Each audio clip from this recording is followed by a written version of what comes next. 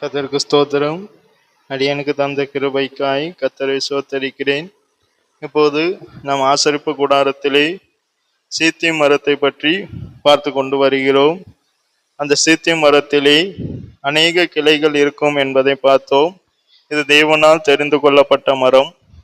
ஆனால் இது தேவனுக்காய் ஆசரிப்பு கூடாரத்துக்காய் பிரோஜனப்படுவது வேண்டுமானால் இதில் உள்ள கிளைகள் அகற்றப்பட வேண்டும் என்பதை பற்றி பார்த்தோம்.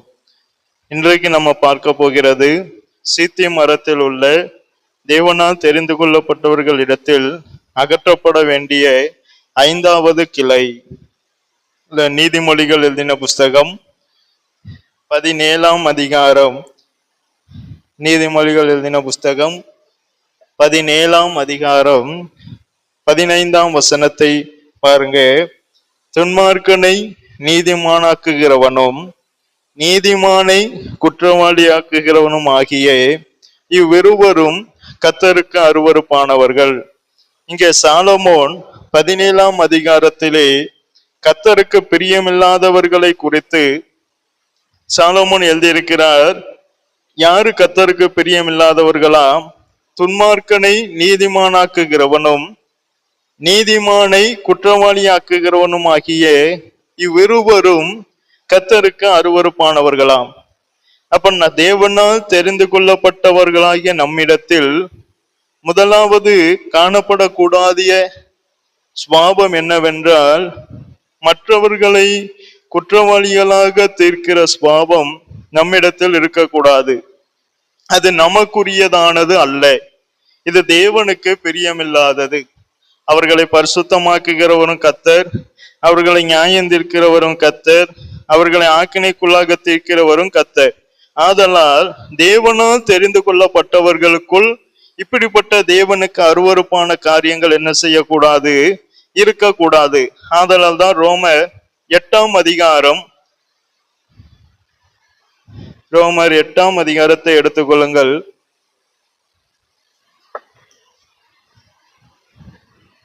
அதிலே 33வது வசனத்தை பாருங்க. தேவன் தெரிந்து கொண்டவர்கள் மேல் குற்றம் சாட்டுகிறவன் யார்? தேவனே அவர்களை நீதிமான்கள் ஆக்குகிறவர். அப்போ தேவனால் தெரிந்து கொள்ளப்பட்ட நம்மிடத்தில் மற்றவர்களை குற்றங்களை காணக்கூடிய சுபாவமோ மற்றவர்கள் மேல் குற்றம் சாட்டுகிற சுபாவமோ நம்மிடத்தில் என்ன செய்யக்கூடாது? காணப்படக்கூடாது. அது தேவனுக்கு பிரியமில்லாதது. அதனால்தான் ரோமர் 14ஆம் அதிகாரம், அதே ரோமர் நிருபம் 14ஆம் அதிகாரத்திலே முதலாவது 10ஆம் வசனம் வாசிக்கிறேன், கவனிங்க. இப்படி இருக்க நீ உன் சகோதரனை குற்றவாளி என்று தீர்க்கிறது என்ன? நீ உன் சகோதரனை அற்பமா எண்ணுகிறது என்ன? நாம் எல்லாரும் கிறிஸ்துவினுடைய நியாயாசனத்துக்கு முன்பாக நிற்போமே. அப்ப எப்பொழுதுமே தேவனால் தெரிந்து கொள்ளப்பட்ட நம்மிடத்தில் அகற்றப்பட வேண்டிய முதல் கிளை என்னதானால், மற்றவர்களை குற்றவாளியாய் தீர்க்கிற சுபாவம் நம்மிடத்தில் காணப்படக்கூடாது. அதை நம்மை விட்டு அகற்ற வேண்டும். ஏன் அகற்ற வேண்டும் என்பதை ரோமர் 14ஆம் அதிகாரம் 10ஆம் வசனம் சொல்லுகிறது. நாம் எல்லாரும் கிறிஸ்துவினுடைய நியாயாசனத்துக்கு முன்பாக நிற்போமே. 12ஆம் வசனத்தை பாருங்க. ஆதலால் நம்மில் ஒவ்வொருவனும் தன்னை குறித்து தேவனுக்கு கணக்கு ஒப்புவிப்பான். அப்போ இப்படி இருக்க நாம் இனிமேல் ஒருவரை ஒருவர் குற்றவாளிகள் என்று தீர்க்காதிருப்போமாக. அப்ப மற்றவர்களை குற்றவாளிகள் என்று தீர்க்கக்கூடிய அதிகாரம், மற்றவர்களுடைய குற்றத்தை காணக்கூடிய அதிகாரம் தேவன் நமக்கு என்ன செய்யவில்லை? தரவில்லை. இது தேவனுக்கு பிரியமில்லாத ஒன்று. காரணம், இப்படிப்பட்ட சுபாவம் இருந்தால் நாம் எல்லாருமே தேவனுக்கு என்ன செய்ய வேண்டுமாம்? கணக்கு கொடுக்க வேண்டுமாம். ஆதலால் நம்மில் ஒவ்வொருவனும் தன்னை குறித்து தேவனுக்கு என்ன செய்ய வேண்டும்? கணக்கு ஒப்புவிக்க வேண்டும். ஆதலால் யாரையும் குற்றவாளியா என்று நாம் என்ன செய்யக்கூடாது? தீர்க்க கூடாது. நீங்கள் எசேக்கியேல், அப்ப துன்மார்க்கமாய் அவங்க ஜீவிக்கும் போது நம்ம அவங்களை எச்சரிக்க வேண்டாமா என்கிறதான ஒரு எண்ணம் நமக்குள்ளே இருக்கும்.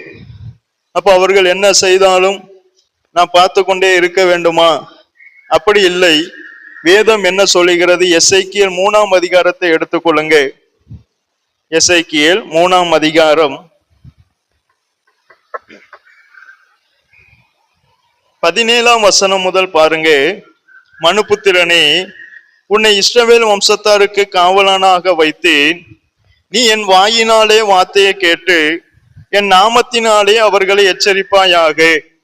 ஊழியக்காரருக்கும் எச்சரிக்கக்கூடிய அதிகாரம் கொடுக்காருனா, ஆனா அது எத்தனை தடவைங்கிறத இந்த எசேக்கியேல் 3:17 இருந்து இருக்கு பாருங்க.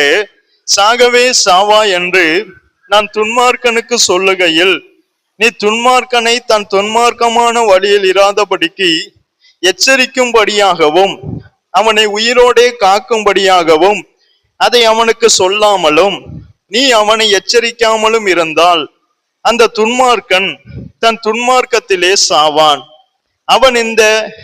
அவன் இரத்த பலியையோ உன் கையிலே கேட்பேன். அப்ப துன்மார்க்கமாய் ஒருவன் ஜீவிக்கும் போது அவனை கூப்பிட்டு நம்ம எச்சரிக்கணும். ஒரு தடவை தான் எச்சரிக்கணும். அப்படி எச்சரித்த பிறகு, அப்படி எச்சரிக்கலன்னா அவனுடைய இரத்த பலியை கர்த்தர் நம்மிடத்துல கேட்பார். அப்படி எச்சரித்தும் அவன் மனம் திரும்பலன்னா என்ன ஆகும்? 19ஆம் வசனத்தை பாருங்க. நீ துன்மார்க்கனை எச்சரித்தும் அவன் தன் துன்மார்க்கத்தையும் தன் ஆகாத வழியையும் விட்டு திரும்பாமல் போவானாகில் அவன் தன் துன்மார்க்கத்திலே சாவான். நீயோ வென்றால் உன் ஆத்துமாவை தப்புவிப்பாய். அப்ப மற்றவர்களை குற்றவாளியாக தீர்ப்பதற்கு முன்பு நானும் கிறிஸ்துவினுடைய நியாயாசனத்துக்கு முன்பாக நிற்கணுமே என்கிற எண்ணம் எப்பொழுதும் நமக்கு கண்டிப்பாக இருக்க வேண்டும். என்னை குறித்தும் நான் தேவனுக்கு கணக்கு ஒப்புவிக்கணுமே என்கிற எண்ணம் நமக்கு கண்டிப்பாக என்ன செய்ய வேண்டும்? இருக்க வேண்டும். அப்ப மற்றவர்களை குற்றவாளிகளாக தீர்ப்பது துன்மார்க்கனை நீதிமானாக காக்குவதும் நீதிமானை குற்றவாளியாய் ஆக்குவதும் அது நமக்குரியது அல்ல. அது தேவனுக்கு பிரியமில்லாதது. அவர்கள் இருவரும் கர்த்தருக்கு எப்படிப்பட்டவர்கள்? அருவருப்பானவர்கள். நீங்க நீதிமொழிகள் 17ஆம் அதிகாரத்தை எடுங்க. அதே 15ஆம் வசனத்தை பாருங்க. அங்க வேதம் என்ன சொல்லுகிறது பாருங்க. நீதிமொழிகள் 17:15 துன்மார்க்கனை நீதிமானாக்குகிறவனும் நீதிமானை குற்றவாளியாக்குகிறவனும் ஆகிய இவ்விருவரும் கர்த்தருக்கு அருவருப்பானவர்கள். அப்ப இந்த மாதிரி சுவாபங்கள் நம்மிடத்துல என்ன செய்யக்கூடாது? நாம கர்த்தருக்கு பிரியமானவர்களாய் வாழணுமே தவிர கர்த்தர் அருவருக்கக்கூடிய அளவுக்கு நாம் என்ன செய்யக்கூடாது? வாழக்கூடாது. ஆதலால் தான் மத்தேயு எழுதின சுவிசேஷம் 7ஆம் அதிகாரம் 1ஆம் வசனத்திலே இயேசு அங்க என்ன சொல்றாரு பாருங்க. மத்தேயு எழுதின சுவிசேஷம் 7ஆம் அதிகாரம் அதுல 1வது வசனத்தை பாருங்க. நீங்கள் குற்றவாளிகள் என்று தீர்க்காதபடிக்கு மற்றவர்களை குற்றவாளிகள் என்று தீர்க்காதிருங்கள். அப்ப நாம கர்த்தர் நம்மை குற்றவாளிகள் என்று தீர்க்காமல் இருக்க வேண்டுமானால் நாம் மற்றவர்களை என்ன செய்யக்கூடாது? குற்றவாளிகளாக தீர்க்க கூடாது. ஆதலால் தான் யாக்கோபு எழுதின புஸ்தகம் 4ஆம் அதிகாரத்தை எடுத்துக் கொள்ளுங்கள். யாக்கோபு நிருபம் 4ஆம் அதிகாரம்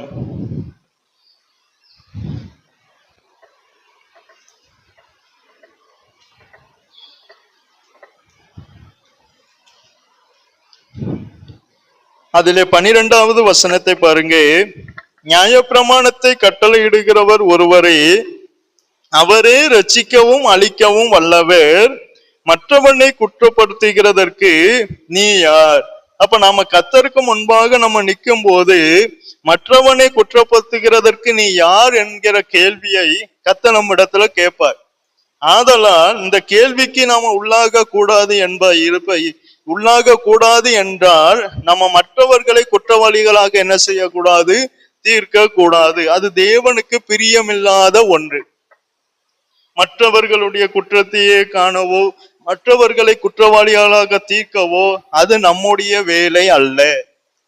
தூணாக மாற வேண்டியவர்கள் சில கிளைகளை நம்மை விட்டு என்ன செய்ய வேண்டும்? அகற்ற வேண்டும். நீங்க யோவான் எழுதின சுவிசேஷம் 8ஆம் அதிகாரத்தை எடுத்துக்கொள்ளுங்க. நமக்கு தெரிந்த அதிகாரம் தான். யோவான் 8ஆம் அதிகாரம் அதுல 3ஆம் வசனத்தை பாருங்க. அப்பொழுது விபச்சாரத்திலே கண்டுபிடிக்கப்பட்ட ஒரு ஸ்திரீயை வேதமாரகரும் பரிசேயரும் அவரிடத்தில் கொண்டு வந்து அவளை நடுவே நிறுத்தி, ஆனா இவளை கொண்டு வந்த நோக்கம் என்னன்னா, இவளை குற்றப்படுத்த அல்ல. என்ன நோக்கம்னு பாருங்க 6ஆம் வசனத்தை. அவர் மேல் குற்றம் சுமத்துவதற்கான காரணம் உண்டாகும் பொருட்டு அவரை சோதிக்கும்படி இப்படி சொன்னார்கள். அப்ப இயேசுனிடத்துல வருகிற நாம் மற்றவர்களை குற்றம் சுமத்துவதற்கான காரணத்தை தேடக்கூடாது. மற்றவர்களை சோதித்து பார்க்கக்கூடிய காரணம் அது நம்முடைய வேலையே அல்ல. நம்முடைய வேலை தேவனுடைய வாயிலிருந்து வசனத்தை கேட்க வேண்டும். கர்த்தர் எந்த வசனம் பேசுகிறாரோ அந்த வசனத்துக்கு ஏற்றால் போல நம்ம என்ன செய்ய வேண்டும்? மாற்றிக்கொள்ள வேண்டும். இதற்காக தான் வரணும். ஆனா இயேசுவினிடத்துல வந்தவர்கள் எல்லாரும் இயேசுவினுடைய வாயினால் ஏதாகிலும் குற்றங்களை கண்டுபிடிக்கலாம் என்று வந்தாங்க.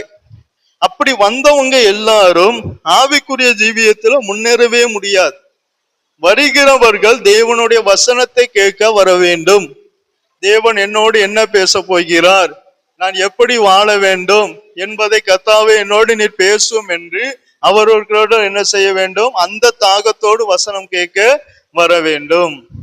ஆனா இந்த உலகத்திலே அநேகர் எப்படி வருகிறார்கள்? இதே போலதான் வருகிறார்கள். குற்றம் சுமத்துவதற்கான காரணம் அவரை சோதிக்கும்படிக்கு இப்படி சொன்னார்கள். அப்ப இவங்க இந்த ஸ்திரீயை கொண்டு வந்த நோக்கம் இயேசுவை எப்படியாவது குற்றம் சுமத்த வேண்டும்.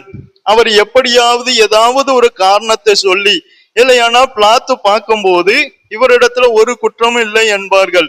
ஆனா இவ்வளவு தூரம் இவர் இயேசுவை அவங்க சோதிச்சு பார்த்தோம். இயேசுவை சிலுவையில் அறையணும் என்பதற்காக 3 வருஷம் அந்த ஒர்க்கை பண்ணுதாங்க. இந்த இந்த இந்த நேரத்தை எல்லாம் மற்ற ஜபம் பண்ணவோ அல்ல வேதம் தியானிக்கவோ இவங்க செலவு பண்ணியிருந்தா எவ்வளவோ ஆவிக்குரிய ஜீவியத்தில் என்ன செஞ்சிருக்கலாம்? முன்னேறி இருக்கலாம். ஆனா இவங்க பரிசேயரா இருந்தும் வேத பாரகரா இருந்தும் 3 வருஷம் இதே வேலையாகவே இருந்தார்கள். இது தேவனுக்கு பிரியமில்லாத ஒரு காரியம்.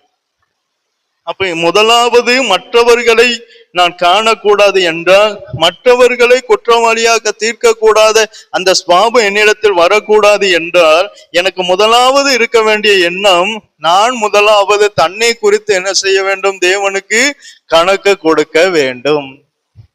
அதன் பிறகுதான் நீ ஸ்திரப்பட்ட பின்பு உன் சகோதரனை குணப்படுத்த வகைப்பார். முதலாவது நம்ம குணப்படணும், அதன் பிறகுதான் அவனை ஸ்திரப்படுத்த என்ன செய்யணும்? நம்ம வகை பார்க்கணும். இப்ப தானியேல் 6ஆம் அதிகாரத்தை எடுத்துக்கொள்ளுங்க.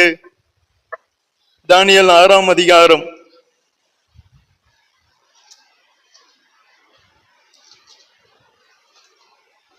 அதுல 4ஆம் வசனமும் 5ஆம் வசனமும் பாருங்க. அப்பொழுது பிரதானிகளும் தேசாதிபதிகளும் ராஜ்யத்தின் விசாரிப்பிலே தானியேலை குற்றப்படுத்தும்படி முகாந்தரம் தேடினார்கள். ஆனாலும் ஒரு முகாந்தரத்தையும் குற்றத்தையும் கண்டுபிடிக்க அவர்களால் கூடாதிருந்தது. அவன் உண்மை உள்ளவனாய் இருந்தபடியால் அவன் மேல் சுமத்த யாதொரு குற்றமும் குறைவும் காணப்படவில்லை. அப்பொழுது அந்த மனுஷர், நாம் இந்த தானியேலை அவனுடைய தேவனை பற்றிய வேத விஷயத்திலே குற்றப்படுத்தும் முகாந்தரத்தை கண்டுபிடித்தால் ஒழிய அவனை வேறொன்றிலும் குற்றப்படுத்தும் முகாந்தரத்தை கண்டுபிடிக்க கூடாது என்றார்கள். அப்ப அவனுடைய நல்ல குணங்களை அவங்க பார்த்து, அவன் ஜெபிக்கிற ஜபங்களை பார்த்து, இதே போல நானும் ஜெபிக்கணுமே என்று அவங்க கற்றுக்கொள்ள விரும்பல. அவனை ஏதாயிலும் ஒன்றில் அவனை குற்றப்படுத்தி அவனை எப்படியாவது ஆவிக்குரிய ஜீவியத்திலிருந்து வீழ்த்தணுமே என்று விரும்புதாங்க. இதுதான் இப்ப கிறிஸ்தவர்களுடைய எண்ணமா இருக்கிறது. இப்ப தானியேலை வீழ்த்தும்படிக்கு இவங்க அப்படிதான் நினைச்சாங்க. நேரத்தை ஃபுல்லும் எதுல செலவு பண்ணாங்க? தானியேலை குற்றப்படுத்தலாம் ஏதாவது முகாந்தரத்தை தேடிக்கிட்டே இருக்காங்க. காலமும் நேரமும் இதிலேயே செலவழிந்து போகிறது. தங்களை குறித்து நாங்கள் கணக்கு ஒப்புவிக்கணுமே என்கிறான எண்ணம் இவர்களுக்கு இல்லை. தானியேலை பார்த்து தானியேலை போல ஜெபிக்கணுமே என்கிற வாஞ்சை வரல. ஆனா கர்த்தருக்கு பிரியமில்லாத சுபாவங்கள் எல்லாம் இருக்கு. ஜெபிக்கணும் என்கிற வாஞ்ச வரல, இவனே போல வேதத்தை ஆராயணும் என்கிற வாஞ்ச வரல, இவனே போல கர்த்தரோட ஐக்கியத்துல இருக்கணுங்கிற எண்ணம் வரல. ஆனா இந்த இந்த பிரதானிகளை போல உள்ள சுவாபங்கள் தான் அநேகரிடத்துல வருது. தேவனுக்கு பிரியமான கிளைகள் தான் நம்மிடத்துல வளரணுமே தவிர, தேவனுக்கு பிரியமில்லாத கிளைகள் நம்மிடத்திலிருந்து வளர்ந்தால் நாம் தூணாக என்ன செய்ய முடியாது, மாற முடியாது. இப்படி குற்றப்படுத்தினவங்க எல்லாம் ராஜா என்ன செஞ்சார்? 24ஆம் வசனத்தை பாருங்க. தானியேலின் மேல் குற்றம் சாட்டின மனுஷரையோ வென்றால் ராஜா கொண்டு வர சொன்னான். அவர்களையும் அப்ப மற்றவங்களை குற்றவாளிகளாய் தீக்கிற நம்மை இயேசு ஒரு நாள் கூப்பிடுவார். நம்ம போய் அவருக்கு முன்பாக நிக்கணும். அதெல்லாம் நம்ம யாரும் என்ன செய்யக்கூடாது, குற்றவாளியா தீர்க்க கூடாது. அவர்களையும் இயேசு கூப்பிடுவார், நம்மையும் இயேசு கூப்பிடுவார். இப்ப ராஜா கூப்பிடுறது போல இயேசு நம்மை ஒரு நாள் கூப்பிடுவார். தானியேல் மேல் குற்றம் சாட்டின மனுஷரையோ வென்றால் ராஜா கொண்டு வர சொன்னான். மோசே மேல ஆரோனும் மிரியாமும் குற்றம் சாட்டினாங்க. அப்ப இயேசு ஆரோனையும் மிரியானையும் என்ன செஞ்சார்? கூப்பிட்டார். இதே போல நம்மையும் கூப்பிடுவார். யாரையும் குற்றம் சாட்டக்கூடிய அதிகாரம், யாருடைய குற்றத்தையும் பிடிக்கக்கூடிய அதிகாரம் நம்மிடத்துல இல்லை. அவர்களிடத்துல ஒரு குறைவை கண்டால் அதற்காக நம்ம ஜெபிக்கணுமே தவிர, அதையே நம்ம பார்த்து நம்முடைய முன்னேற்றம் தான் தடையாக மாறுமே தவிர, அவங்கள நம்மளால என்ன செய்ய முடியாது, மாற்ற முடியாது. துன்மார்க்கனில் ஒருவன் ஜீவிப்பதை நீ கண்டால் அவனிடத்துல நீ எச்சரி. அவன் எச்சரிக்கும் போது அவன் அந்த வழியை விட்டு, அந்த எச்சரிப்பை கேட்டு அந்த வழியை விட்டு திரும்பினால் அவன் ஆத்மா தப்புவிக்கப்படும். ஆனா திரும்பாமல் போவனால் அவன் ஆத்மாவிலே அவன் என்ன செய்வான்? கர்த்தரை விட நம்ம யாரு கிடையாது, இரக்கமுள்ளவர்கள் கிடையாது. இயேசுவே அதான் சொல், துன்மார்க்கன்னு நீ அப்பந்தான். அப்படி அதையும் மீறி நீ எச்சரிச்சுட்டே இருந்தா உன் ஆத்மாவை நீ என்ன செய்வ, இழந்துருவாங்க. ஒரு தடவை எச்சரி, அவன் திரும்பலன்னா வெற்றி. ஏன்னா உன் ஆத்மாவை நீ தப்பு வைக்க பண்ணுவாய். ஏன்னா கண்ணு புள்ள எங்க போயிரும், அவங்க மேலேயே போயிரும். என்ன அவங்ககிட்ட இந்த குற்றம் மாறலி, இது மாறலி, இது மாறலின்னா கடைசி வரைக்கும் மாறாது. நம்ம தான் கீழே போவோம், அவங்களும் மேல போக மாட்டாங்க, நம்ம தான். ஆனா தானியேல் இதெல்லாம் பார்க்கல. தானியேல் ஜபிக்கிறவன் ஜெபம் பண்ணிக்கிட்டே இருந்தான். கர்த்தரோடு இருந்தவன் கர்த்தரோடு ஐக்கியத்திலேயே இருந்தான். அவங்களுக்கு அளிக்கக்கூடிய பலன் அவரோடு கூட வருது. அதனால நம்மகிட்ட இப்படிப்பட்ட தேவனால் தெரிந்து கொள்ளப்பட்ட மரத்துல இப்படிப்பட்ட கிளைகள் என்ன செய்யக்கூடாது, இருக்க கூடாது. இயேசுட்ட 3 வருஷம் இதை தேடினாங்க. வேதபாரகர், பரிசேயர் இவங்களுடைய 3 வருஷம் வேலையே இதே வேலைதான். இந்த 3 வருஷம் வேலையில இந்த வேலையை குறைச்சிட்டு அவங்க நல்லா ஜெபம் பண்ணி இயேசுவை போல மாறி இருந்தா அவங்க எப்பவோ எங்க போயிருக்கலாம், பரலோகத்துக்கு ஆயத்தம் ஆயிருக்கு. ஆனா அவங்க அந்த வேலையே செய்யல. 3 வருஷம் இயேசுவை எந்த குற்றத்துல பிடிக்கலாம் அதுக்காகவே கூட்டத்துக்கு வந்தாங்க. அதுக்காகவே அப்ப மீட்டிங்க்கு வர எல்லாருமே என்ன செய்யக்கூடாது, வசனம் கேட்க வருகிறார்கள் என்று ஏற்றுக்கொள்ள முடியாது. ஏன்னா நம்மை குற்றம் சுமத்த வருவாங்க, நம்முடைய வாயிலிருந்து ஏதாயிலும் வார்த்தையை பிடிக்க வருவாங்க. ஆனா அப்படிப்பட்டவங்க வரட்டும். ஆனா நம்ம தேவனோடு கூட ஐக்கியத்துல இருந்து நம்ம முன்னேறிட்டே போம். 3 வருஷம் இதே வேலை, வேற வேலையே இல்லை. இந்த வேலையை பார்த்து பார்த்து பார்த்து அவங்க ஆத்மாவை அவங்களே நஷ்டப்படுத்திட்டாங்க. அப்ப இயேசு என்ன சொன்னார்? துன்மார்க்கனை நீதிமொழிகள் 17ஆம் அதிகாரம், நீதிமொழிகள் 17ஆம் அதிகாரம் 15ஆம் வசனத்தை கடைசியா பாருங்க. துன்மார்க்கனை நீதிமானாக்குகிறவனும் நீதிமானை குற்றவாளியாக்குகிறவனும் ஆகிய இருவரும் கர்த்தருக்கு அருவருப்பானவர்கள். அப்ப யாரையும் நியாயம் தீர்க்க நமக்கு என்ன கிடையாது, அதிகாரம் கர்த்தர் தரல. அப்ப நம்மை குறித்து முதலாவது கணக்கு கொடுக்கணுமே என்று சொல்லி நம்மை இன்னும் அதிகமாய் பரிசுத்தப்படுத்தி அவருடைய வருகைக்கு என்ன செய்ய வேண்டும், ஆயத்தமாக வேண்டும். ஜெபிப்போம். நல்ல பிதாவே, உம்மை துதிக்கிறோம் கர்த்தாவே. எதற்குமே தகுதி இல்லாத எங்களை உம்முடைய சந்நிதியை கூட்டி சேர்த்த மகா பெரிய தயவுக்காய் உம்ம ஸ்தோத்திரம் அப்பா. நீர் எங்களுக்கு கற்றுத்தந்த பாடத்துக்காய் உம்ம ஸ்தோத்திரம் கர்த்தாவே. உம்மால் தெரிந்து கொள்ளப்பட்டவர்களுடைய எங்களிடத்தில் கத்தாவே இப்படிப்பட்ட கிளைகள் எங்களிலிருந்து அகற்றப்பட எங்களுக்கு இன்னும் அதிகமாய் கிருபதாரும். முதலாவது தன்னை குறித்து கத்தாவே கணக்கு ஒப்புவிக்க வேண்டுமே என்கிறதான பயத்தை எங்கள் ஒவ்வொருவருக்கும் தந்து இன்னும் அதிகமாய் ஆவிக்குரிய ஜீவியத்துல முன்னேற அந்த தானியலை போல இன்னும் அதிகமாய் உமோடு கூட ஐக்கியப்பட எங்களுக்கு கிருபதாரும். வந்த ஒவ்வொருவரை நீர் ஆசீர்வதியும். உம்முடைய நாமம் மாத்திரம் மகிமைப்படட்டும். இயேசுவின் நாமத்தினால் ஜெபங்கேளும் ஜீவனுள்ள நல்ல பிதாவே, ஆமீன். என் ஆத்துமாவே கர்த்தரை சோத்தரி, என் முழு உள்ளமே நாமத்தை சோத்தரி. என் ஆத்துமாவே கர்த்தரை சோத்தரி, கர்த்தர் செய்த சகல உபகாரங்களையும் மறவாதே. ஆமீன்.